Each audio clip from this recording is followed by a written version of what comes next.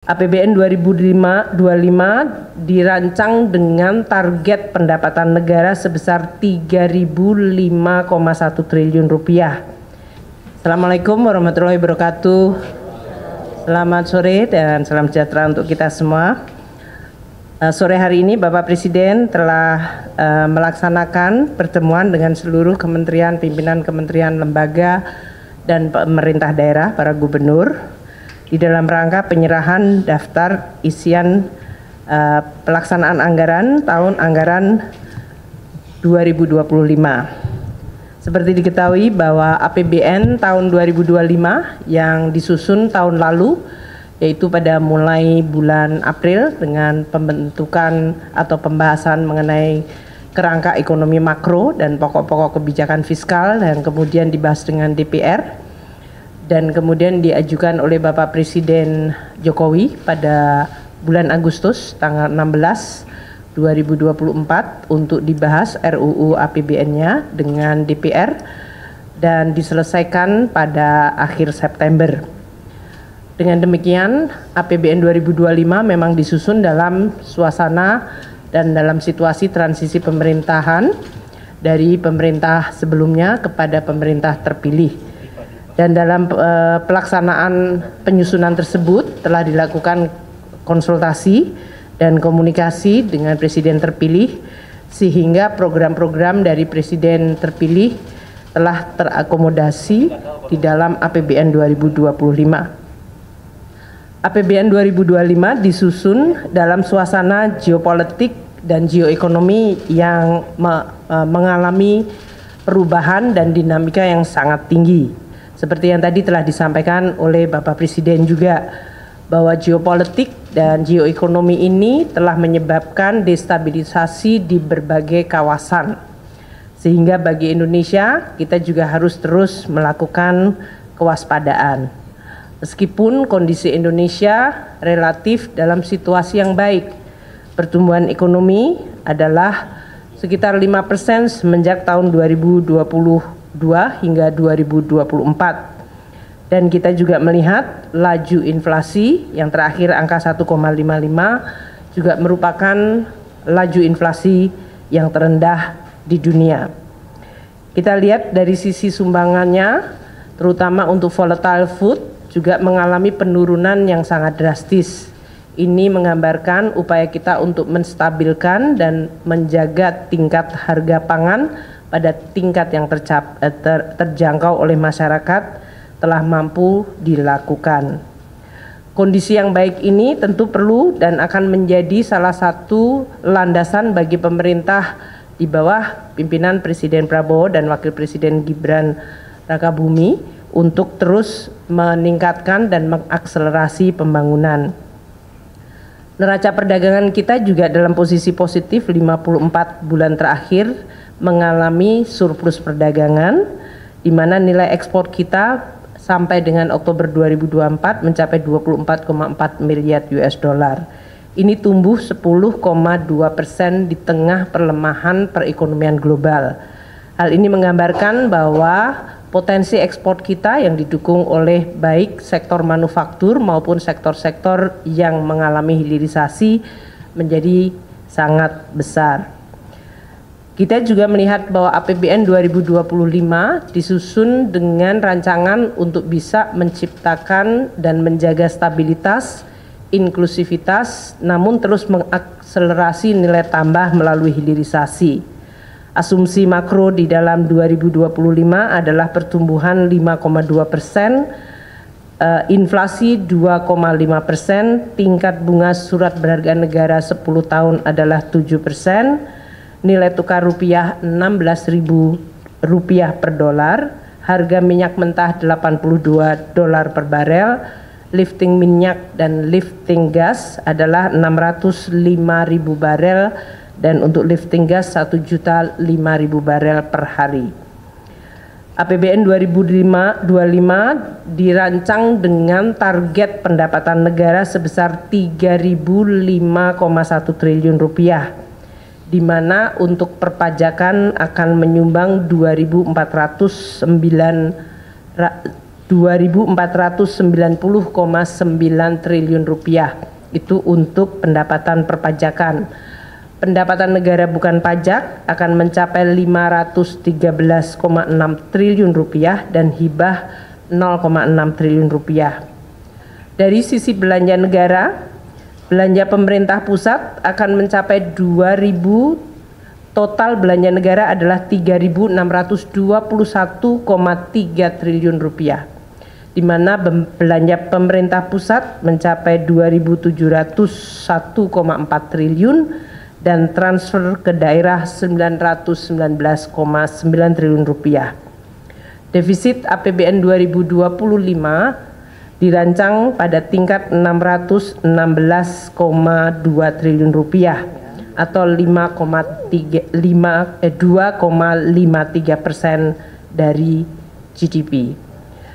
Belanja pemerintah pusat akan mendukung prioritas pembangunan seperti yang disampaikan oleh Presiden, yaitu melakukan swasembada pangan, swasembada energi, pelaksanaan program makan siang gratis, pendidikan dan kesehatan, serta pelaksanaan perlindungan sosial yang makin tepat sasaran. Untuk itu, dengan belanja Rp2.701,4 triliun, belanja pendidikan mencapai Rp724,3 triliun. Ini adalah belanja tertinggi fungsi pendidikan di APBN kita. Untuk kesehatan Rp218,5 triliun, perlindungan sosial mencapai Rp503,2 triliun, dan untuk ketahanan pangan mencapai Rp144,6 triliun. Program makanan bergizi yang dialokasikan anggaran Rp71 triliun diharapkan akan dapat meningkatkan perekonomian di daerah dan terutama di desa-desa di dalam rangka untuk mensuplai kebutuhan program makan siang bergizi. Dengan demikian, program makanan bergizi disertai dengan dana desa yang sebesar Rp70 triliun akan bisa menggerakkan desa dengan volume aktivitas dan juga volume uang yang meningkat. Selain itu, Presiden Prabowo menyampaikan beberapa prioritas kegiatan 2025 seperti pemeriksaan kesehatan gratis yang dialokasikan anggaran Rp3,2 triliun, renovasi sekolah sebesar Rp20 triliun, terbentuknya sekolah unggulan terintegrasi dengan anggaran Rp2 triliun, serta terbangunnya lumbung pangan nasional daerah dan desa dengan dana mencapai Rp15 triliun. Untuk APBN 2025, transfer ke daerah mencapai Rp919,9 triliun. Ini tetap diarahkan agar terjadi sinkronisasi dan sinergi antara belanja pusat dan daerah sehingga dapat meningkatkan kesejahteraan, pemerataan dan pelayanan publik.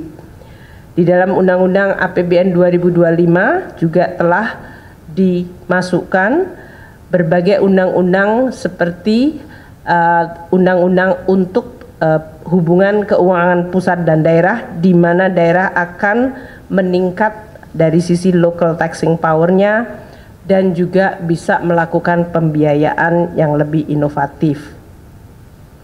Untuk pendapatan negara sebesar Rp3.005,1 triliun, kita akan melakukan dengan terus melaksanakan reformasi perpajakan, pajak dan bea cukai, dengan terus menyusun program termasuk dalam hal ini menggunakan teknologi digital. Bapak Presiden terus menyampaikan agar kebocoran penerimaan negara terutama dari tindakan-tindakan ilegal akan terus menjadi pusat perhatian, dan juga dari sisi intensifikasi dan ekstensifikasi dari perpajakan. Kita juga mengikuti bahwa di dalam suasana global terjadi persaingan global taxation yang harus kita waspadai, sehingga kita juga harus terus menjaga agar basis perpajakan Indonesia tidak mengalami erosi dari praktek-praktek perpajakan global yang memfasilitasi terjadinya tax evasion dan tax avoidance. Untuk program Cortex dengan pemanfaatan teknologi digital dan juga program CESA di Bea Cukai akan terus disempurnakan. Juga akan dilakukan joint program serta penegakan hukum seperti yang tadi telah disampaikan oleh Bapak Presiden. APBN 2025 dirancang dengan defisit 616,2 triliun rupiah atau 2,53% dari PDB. Dalam kondisi global yang terus dinamis, pembiayaan defisit akan dilakukan secara hati-hati dengan terus meningkatkan kredibilitas, sustainabilitas, dan kesehatan APBN sehingga biaya dari defisit dapat terus ditekan.